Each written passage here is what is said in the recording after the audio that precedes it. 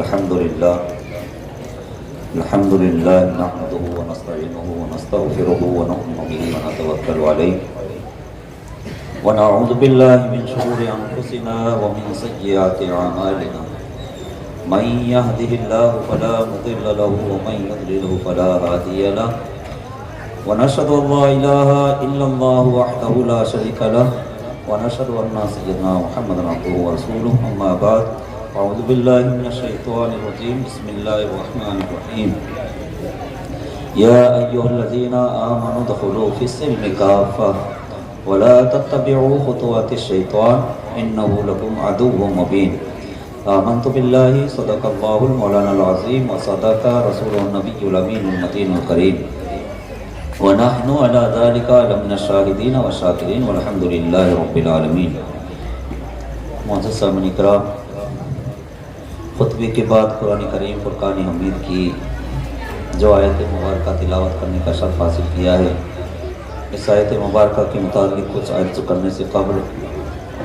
آئیے ہم اور آپ سے مل کر کے بارگاہ سرور کون و مکان عادی سوزاں فخر موجودات وجہ تخلیق کائنات رسالت معاب جناب محمد مصطفیٰ صلی اللہ تعالیٰ علیہ وسلم کی بارگاہ مقدسہ میں نہایت خلوص و عقیدت و محبت کے ساتھ میں درود پاک کا نذرانہ پیش فرمائے اور پڑھے اللہم صلی علی سیدنا و شفیعنا و حبیبنا و نبینا و مولانا محمد صلاة دائمة مقبولة توتی بها عنا حقاب العظیم صلاة و سلام علیکہ یا رسول اللہ. عرض و معرض سے قبل کلام الامام امام الکلام کے چند اشعار پیش خدمت ایک مرتبہ درود پاک کا نذرانہ پیش فرمائے صلی اللہ علیہ وآلہ صلی اللہ علیہ وسلم صلاۃ و سلام علیکہ یا رسول اللہ وعلی آلہ و اصحابہ یا نور اللہ. خوابوں میں جن کو جلوے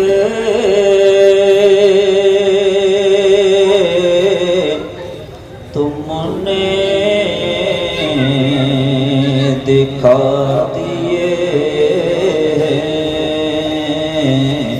سوئے ہوئے مقدر ان کے جگا دیے ہیں ذروں کو مشق مہر انور بنا دیے ہیں ان کی مہک نے دل کے اونچے کھلا دیے ہیں جس راہ چل دیے ہیں اونچے بسا دیے ہیں جس راہ چل دیے ہیں اونچے بسا دیے ہیں. بات صبا ہو جس دم طیبہ کو تیرا جانا دربار مصطفیٰ میں اس طرح عرض کرنا اس دل کی پیاس آقا دیدار سے بجھانا ایک دل ہمارا کیا ہے آزار اس کا کتنا تم نے تو چلتے پھرتے مردے جلا دیے ہیں تم نے تو چلتے پھرتے مردے جلا دیے ہیں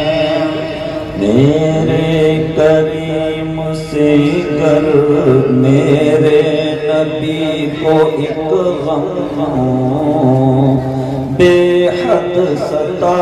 رہا تھا، دن رات امتی کی رہتا صدا لگاتا، امت کے غم میں ہر دم آنسو بہاتا روتا، اللہ کیا جہنم اب بھی نہ سرد ہوگا، رو رو کے مصطفیٰ نے دریا بہا دیے ہیں، رو رو کے مصطفیٰ نے دریا بہا دیے ہیں،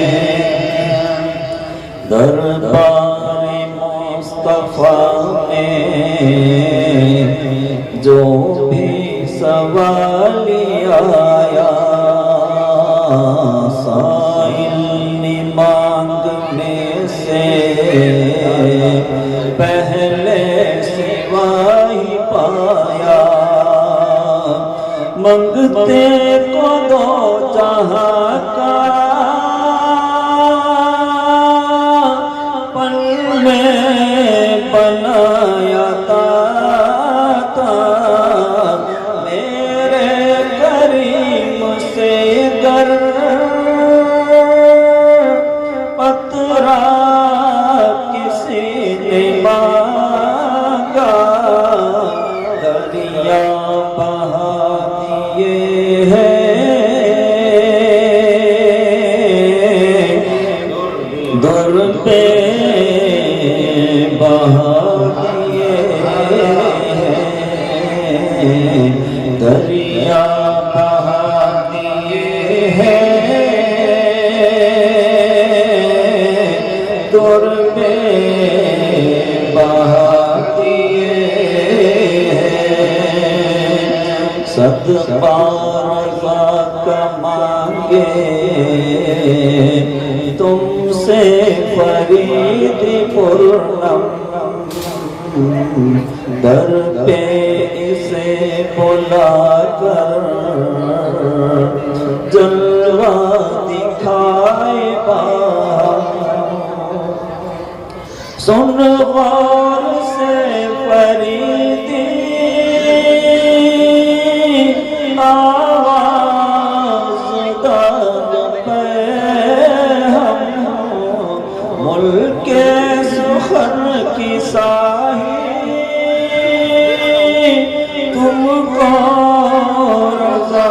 مسلم، جس میں آگے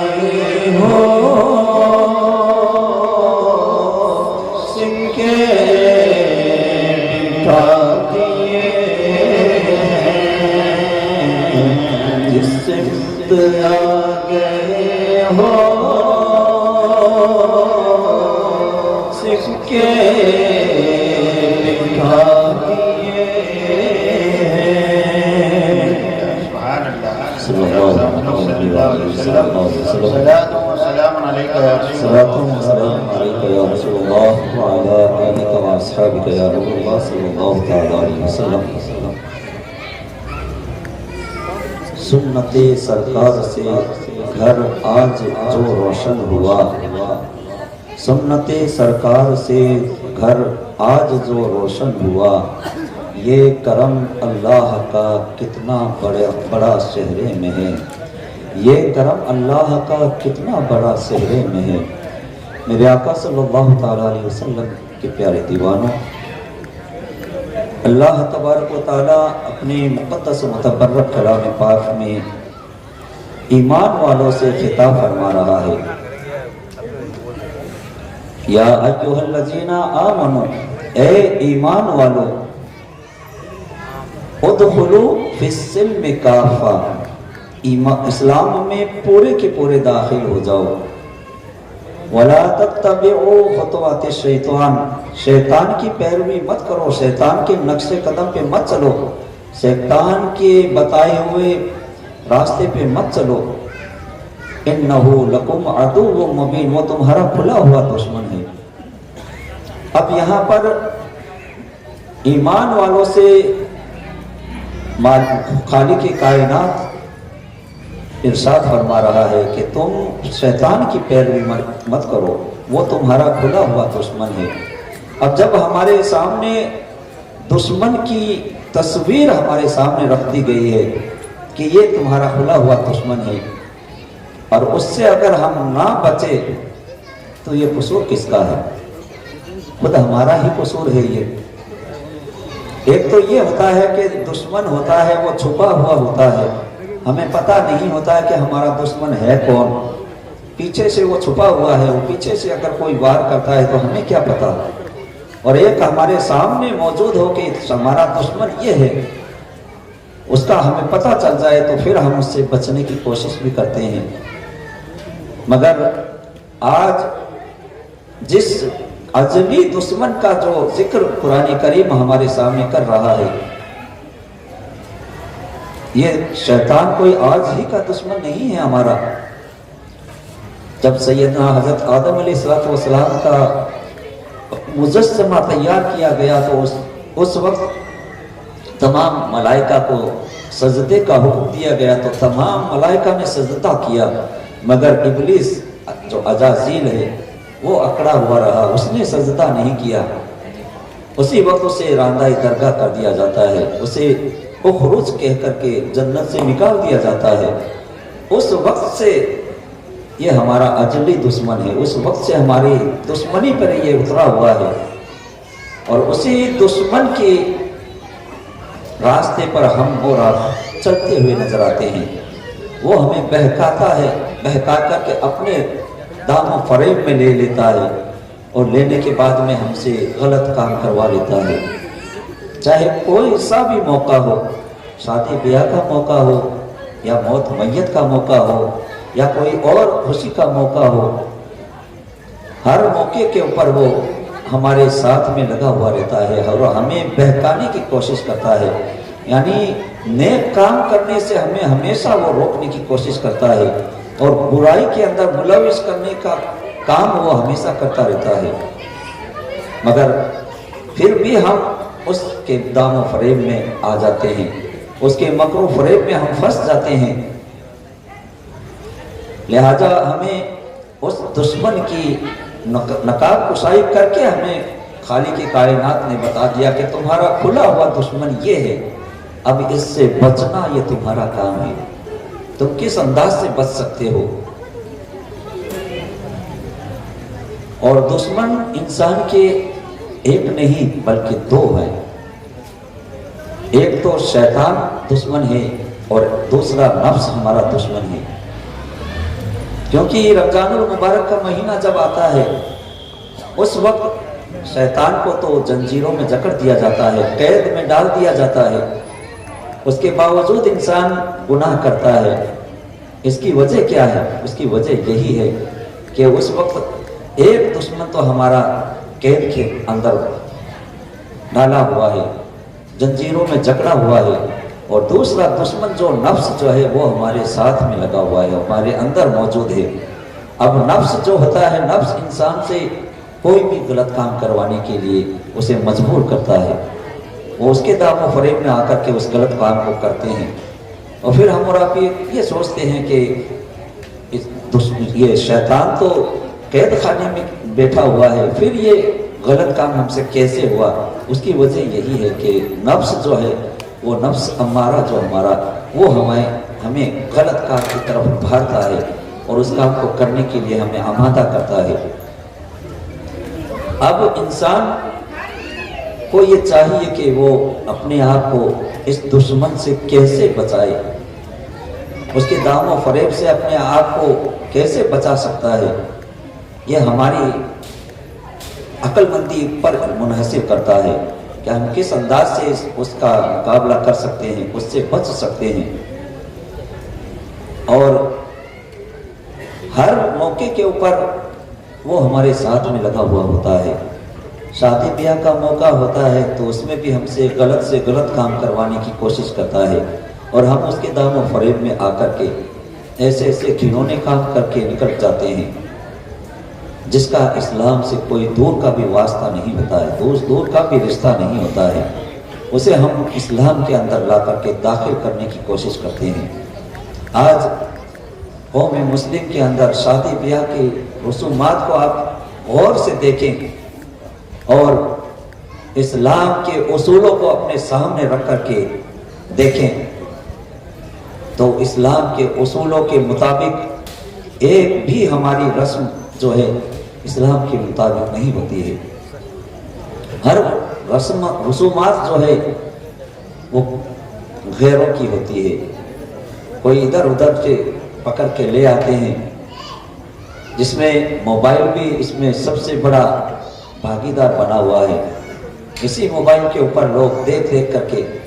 وہ رسومات اپنی قوم کے اندر ڈالنے کی کوشش کرتے ہیں، اور پھر یہ کہتے ہیں کہ یہ اسلام ہے۔ پیارے، یہ اسلام نہیں ہے۔ اسلام سے دور کا بھی واسطہ اس چیز کو نہیں ہے۔ ہر رسومات کو مٹانے کی کوشش کرے۔ اسلام تو رسومات کو ختم کرنے والا ہے، اسلام رسومات کو ہوا دینے والا نہیں ہے۔ اسلام میں رسومات کی کوئی جگہ ہی نہیں ہے۔ دائرہ اسلام میں رہ کر کے ہم جو بھی کام کریں گے وہ ہمارے لیے جو ضروری ہے، وہ ہمارے لیے فائدے کی ہے، وہ ہمیں ثواب دلانے والی ہوگی۔ اور دائرہ اسلام سے ہٹ کر کے ہم اگر کسی رسومات کو انجام دینے کی کوشش کریں گے تو یاد رکھیے وہ رسومات ہمیں جہنم کے وادی کے اندر لے جانے والی ہوتی ہے۔ اس سے ہمیں اور آپ کو بچنا چاہیے۔ اسی سے بچنے کا ہمیں اور آپ کو حکم دیا جا رہا ہے کہ تم شیطان کی مکر و فریب میں مت آؤ، شیطان کی بتائے ہوئے راستے پر مت چلو، یہ تمہارا کھلا ہوا دشمن ہے۔ اور شادی بیاہ کے اندر یاد رکھیے، ہم اور آپ جب نکاح کی تقریب کے اندر پہنچتے ہیں اس وقت بھی ہماری حالتیں کیا ہوتی ہے، جبکہ وہ اتنی پاکیزہ محفل ہوتی ہے کہ میرے آقا صلی اللہ تعالیٰ علیہ وسلم نے ارشاد فرمایا کہ اگر کوئی بندہ مومن نکاح کی مجلس کے اندر بیٹھے تو نفل پڑھنے سے زیادہ بہتر وہ مجلس ہے، اور اس محفل کے اندر اس انداز سے بیٹھیں جس انداز سے ہمیں بیٹھنے کا حکم دیا گیا ہے۔ کیونکہ نکاح کی جب مجلس ہوتی ہے، نکاح خوانی ہوتی ہے، اس کے بعد میں اس میں خطبہ بھی پڑھا جاتا ہے۔ خطبے کو سننا یہ ہمارے لیے ضروری ہے، مگر اس وقت ہماری حالتیں کیا ہوتی ہے، ہم اپنے آپ کو فوٹوگرافروں کے سامنے چہرے کر کے فوٹو کھنچانے میں لگے رہتے ہیں، ہائے واللہ کہتے ہوئے نظر آتے ہیں، ادھر آ جاؤ ادھر آ جاؤ، یہ کر لو وہ کر لو، اس میں لگے رہتے ہیں۔ جبکہ اس وقت ہمیں حکم دیا جاتا ہے کہ تم خاموشی کے ساتھ میں خطبہ سنو۔ ہم اور آپ خود دیکھیں کہ ہم اس پہ کتنا عمل کرتے ہیں۔ بہت سی مرتبہ تو ایسا ہوتا ہے کہ نکاح پڑھانے کے لیے رکنا پڑتا ہے کہ یا تو آپ بول لو یا ہمیں بولنے دو، کیونکہ نکاح پڑھایا جاتا ہے تو اس وقت اتنی تیز اور شور شرابہ ہوتا ہے جس کی وجہ سے جو میں بولتا ہوں وہ دولہے کو سمجھ میں نہیں آتا، جو دولہا بولتا ہے وہ مجھے سمجھ میں نہیں آتا ہے۔ ایسی حالت بھی ہوتی ہے، وہاں پر پھر ہمیں یہ ہوتا ہے کہ روکنا پڑتا ہے کہ یا تو آپ خاموش ہو جائیں یا میں خاموش ہو جاتا ہوں۔ تو ایسی مجلس، ایسی پاکیزہ مجلس کا ہمیں اور آپ کو ادب و احترام کرنا چاہیے۔ نعرہ تکبیر، نعرہ رسالت، نعرہ رسالت، علماء اہل سنت